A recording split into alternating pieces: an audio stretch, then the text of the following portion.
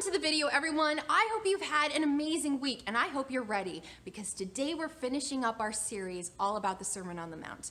Now, if you don't remember, the Sermon on the Mount was a sermon that Jesus taught at the beginning of his ministry. You'll find it in Matthew, and it says some really amazing things that are still true for our lives 2,000 years later. I mean, that's incredible. It's probably one of my favorite parts of the whole Bible.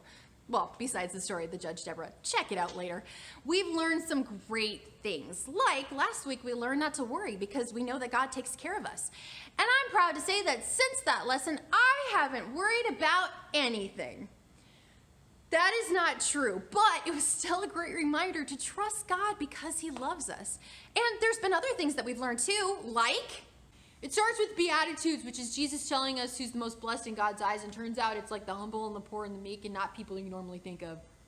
We learn that God takes care of us, and we shouldn't judge other people, and that we should give out of love and not for attention. Basically, it's an overall lesson of how God sees the world differently, with an overarching theme of keeping our hearts focused on God, because that will inform what we do on a daily basis. What? Great job, guys, all of you. I'm not a failure as a teacher. Well, today we're going to look at the end of the Sermon on the Mount, where Jesus gives us some really good advice and tells us how we can make sure we're building our faith. All right, we're about to get going here. Everything's all set up. I got the paperwork and the permits if you want to take a look at it before we get started. Great, let's see what we got here. Oh, this looks amazing. Yep, all the permits are right here. There's just one more thing. Who are you? I'm Frank from Foundationless Construction. We're here to build that storage shed out back. Storage shed? I haven't heard anything about that. You know what? I should probably double check with someone. It shouldn't be a problem. Our costs are very low, lowest in the area. You are? How do you manage that? Well, it's all in our name, Foundationless Construction. You know what a foundation is, right? Yeah, it's the part of the building that sits in the ground. It's basically what the whole structure stands on. Turns out it's the most expensive part of the whole building. Plus, there's evidence you don't really need one. There is? Yeah, I read an article on Google, so we just go without it. Saves a ton of money. Hey, boss, great news. We found some sand back here we can build on. Hey, thanks, Sully. I'll be right out. Okay, we're gonna get started. I'll keep you updated. Oh, I'm gonna have to make some phone calls. In the meantime, let's look at what Jesus says about how to be a true disciple. Now, we've said many times in this series that what is most important above everything else is that our hearts are truly focused on God. And we've also said that God is the only one that sees what's really in our hearts, and that's true of everyone. But that means Jesus needed to leave us with a warning, because sometimes in life, you're going to meet people that say they love God or say they follow God, but they don't actually love God in their heart. Their hearts aren't really focused on him. And that becomes a problem when they try to tell you how to love and follow God, but the way they love and follow God isn't the way God told us to love and follow God, and pretty soon you have no idea what to do. Jesus called those people false prophets. Dun, dun, dun! And Jesus says to watch out for these people, because even though it seems like they're doing the right thing, they could be leading you farther away from God. So if God is the only one that can see in people's hearts, how in the world are we supposed to tell the difference between a true disciple, or someone who really loves God, and someone who's a false prophet? Dun, dun, dun! Well, fortunately, Jesus has some advice for us, and it all starts with fruit. Jesus points out that you can tell a lot about a tree by what kind of fruit they produce. So, for example, you know that you're looking at an apple tree because it's growing apples. Or you can tell you're looking at an orange tree because it's growing oranges. Very good. You guys are so smart. You're never going to see an orange tree growing apples. Well, hey, everybody. Oh, hi. Who are you? Oh, I'm an apple tree, just like all of you. If you're an apple tree, then what's that you're growing? They're lemons, but I'm still an apple tree. Are you sure you're an apple tree? Yeah, watch. I'll grow an apple right now. See? Oh. Just like we can tell what kind of tree we're looking at based on what kind of fruit they produce, Jesus says we can tell the difference between a true disciple and a false prophet based on the kind of fruit they produce. Fruit being actions. Look, here's the thing. God's love changes lives. It is amazing. It's incredible. So a true disciple, someone who has truly let God change their life and let God's love in their heart, can't help but see the world differently. Suddenly they want to put others first and they want to show kindness to people because they want to share that amazing, incredible love from God with people around them. And that's a great way to tell the difference between a true disciple and a false prophet.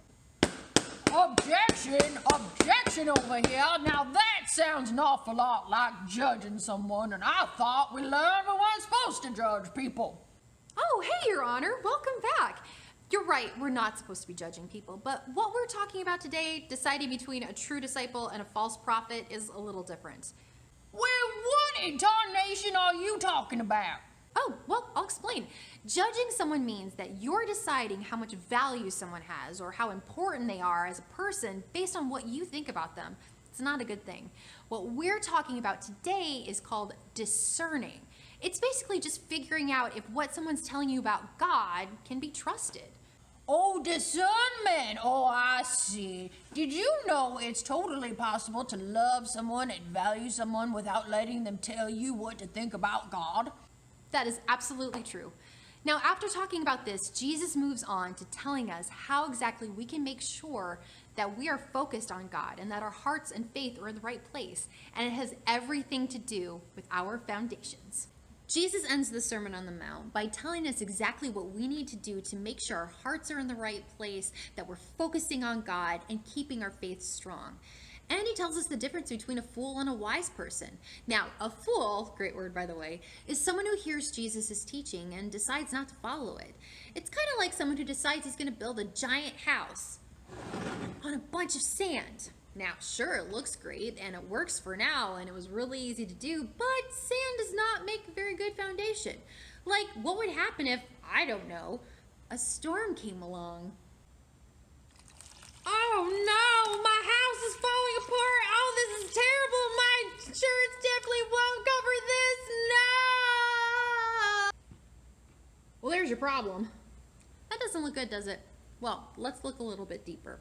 Let's say instead of sand, this is someone who focuses on, I don't know, what the world says or what people think or fame or money or power. I mean, all of that may seem fine, but what happens when a storm comes along or a big decision or hard times or something bad happens?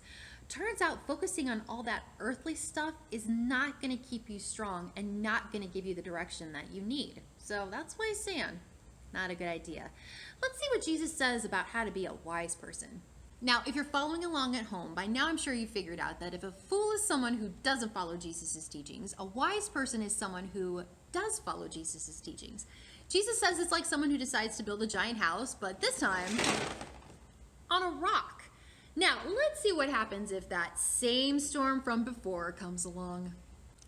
Oh, Harold, do you feel something? Yeah, I think it's a little bit of rain, but I think we're doing just fine over here. Okay, well, should I order something for dinner? That would be great. How about Thai food? Love it. Oh, I love you, dear. I love you too. Yay! Quite a different outcome, isn't it? So, following Jesus' teachings is going to be the only way that we stay strong in our faith. Unlike the stuff of the world that comes and goes and changes constantly, Jesus' teachings never change. I mean, look at us. We're learning about something he taught 2,000 years ago, and it's still relevant today. And when we focus on this and God's love, we'll be able to stand up against any storm out there, any bad thing that happens, any big change that comes, any false prophet that comes our way. We're going to be fine because God's got us. Foundation matters, people, and God is the best foundation we could possibly have. All right, quick update for you. Everything's looking great, going very smoothly out there. Hey, boss, the entire storage shed just fell over. Now, everyone's all right, but the shed is definitely not okay. Okay, I got some bad news. Storage shed fell over? Yeah, how did you know? Just a lucky guess.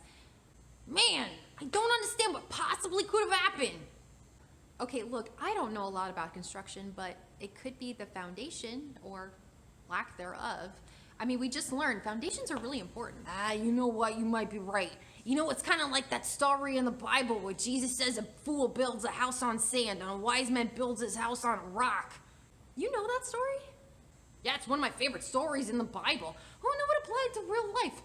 Well, we better get back to work. We're gonna have to add a foundation after all, which is gonna up your costs a little about bit. that. I haven't heard back from anyone, so I don't know if I can let you guys keep going. I'm really, But I think I can give you a discount on the hot tub. I really don't think this is good. Did you say hot tub? Yeah, it says here storage shed with attached deck and hot tub. Who do you want me to send the bill to? Her name's Heather, Director of Kids Ministry. It's Heathe. Okay, yeah, great. Just send her the bill. All right, we'll get back to work. I'll see y'all later. Great. Bye. You guys didn't see anything.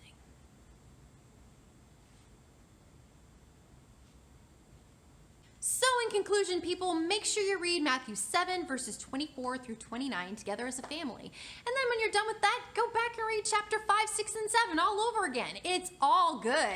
And there you have it, people, the Sermon on the Mount. What did you guys think of it? I really liked it. I thought it was pretty cool. Can we do the armor of God next? There's a sword in it. Good. You're not under the bench. Can I play carpet ball? There it is. All right, people, one last time. Let's meet over by Yoda's head and give away some ice cream. One last time. All right, people, one last time to give away some Zalty's ice cream.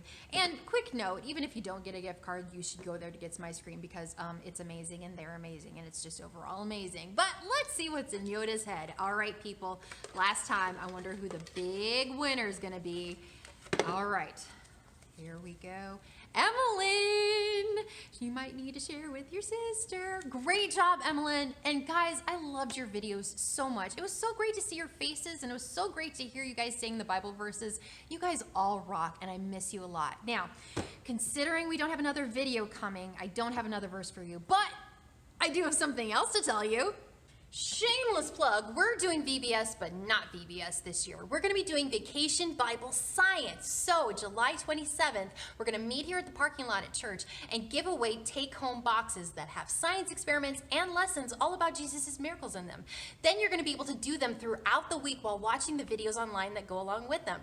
Then Friday night, we're gonna celebrate with a drive-in movie in the parking lot. It's super new, it's super fun. We've never done this before. It's gonna keep people safe and healthy, and it's gonna be teaching some amazing things about Jesus. So make sure you register at myfcc.live/kids by July 19th to make sure you get a t-shirt. And if you have any other questions, make sure you check out the website. Everything will be there.